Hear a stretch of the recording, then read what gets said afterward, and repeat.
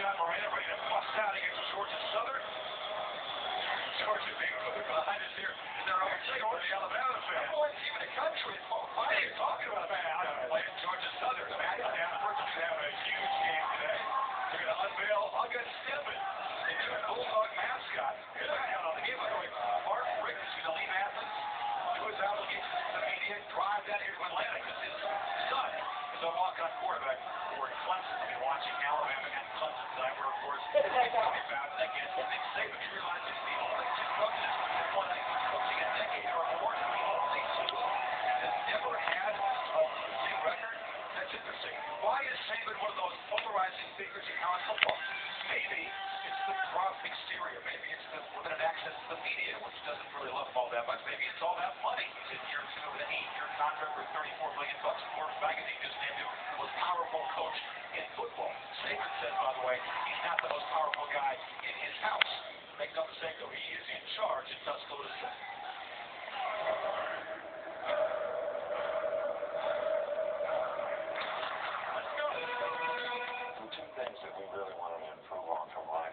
Finishing and consistency in performance. Finish! Let's go! Don't reach for the guy. There's this much more to do it right. What have we been preaching all year? Finish the play!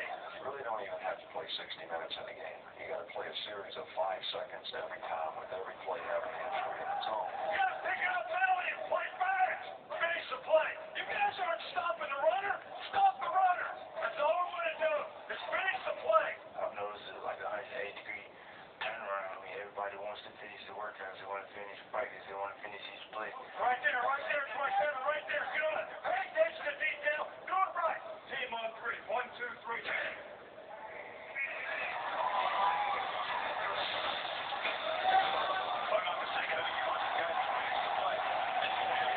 Very quickly tonight, Julio Jones talked about the star receiver. He'll start tonight. Beaton Scott will be in there. Dante Hightower, an excellent linebacker. As is Mark Bear. Look at almost every position on the team. You got a freshman, a true freshman who could play. They did do a walkthrough at the Georgia Dome yesterday, so the first time those young guys see this place when they do the run out against Clemson. That should be very, very interesting. Meanwhile, for Alabama, they were 75th in total offense a year ago, not in the top 50 in any offensive category. They have a new offensive coordinator. Jim McElwain comes over and takes over a more diverse passing game. He says the running game is pretty much the same, but more diversity in what he calls the filler plays, and hopefully fewer mistakes.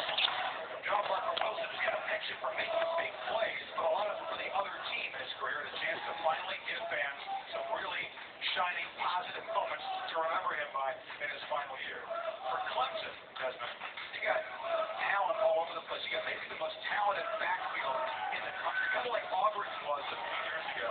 Cadillac and Ronnie Brown and Jason Campbell. You're exactly right, but it makes you think, how about the offensive line? No one's talking about the O-line. Let me tell you about this offensive line. They're only returning one starter, and that's their center, Thomas Austin. You look at this offensive line right here. Colin Harper broke 21 records as a junior because, look, he has time in the pocket. He can survey the landscape and pick a defense apart.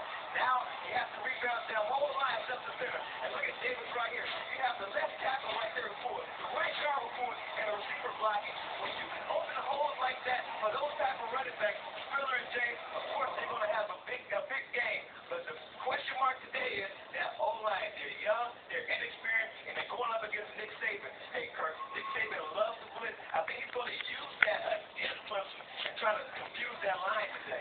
Yeah, there's no doubt that Nick Saban and defense coordinator Kevin Steele, Kirby Smart, brain trust from Alabama, has to mix it up and has to try to break up the continuity on the offensive side for Clemson. I'm looking at this game, and if I'm an Alabama fan, everybody's talking about the youth of Alabama.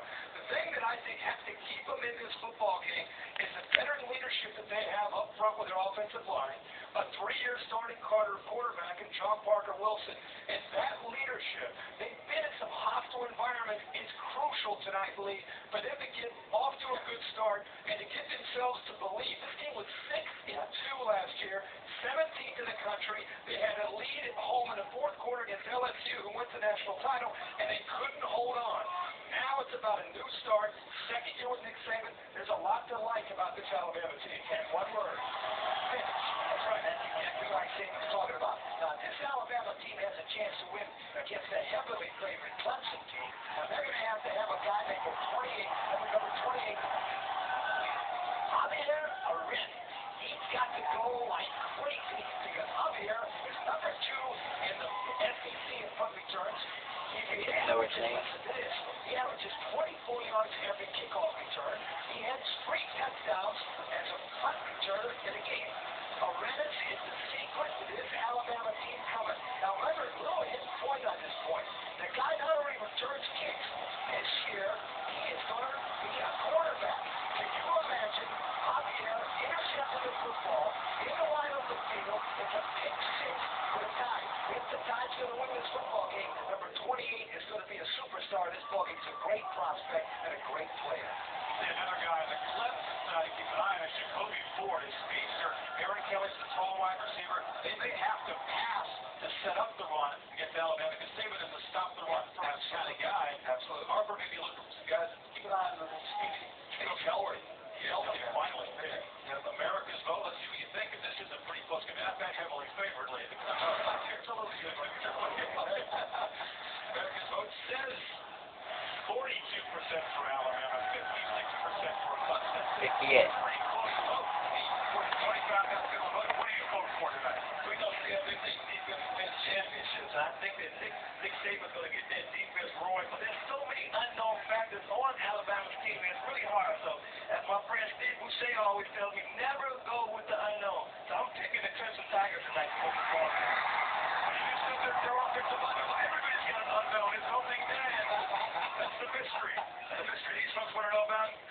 Where's the headgear going? Picks, and 4 special picks of upset, and then the headgear. Don't dare touch that dial. The fun part of the show is going to come up in a second.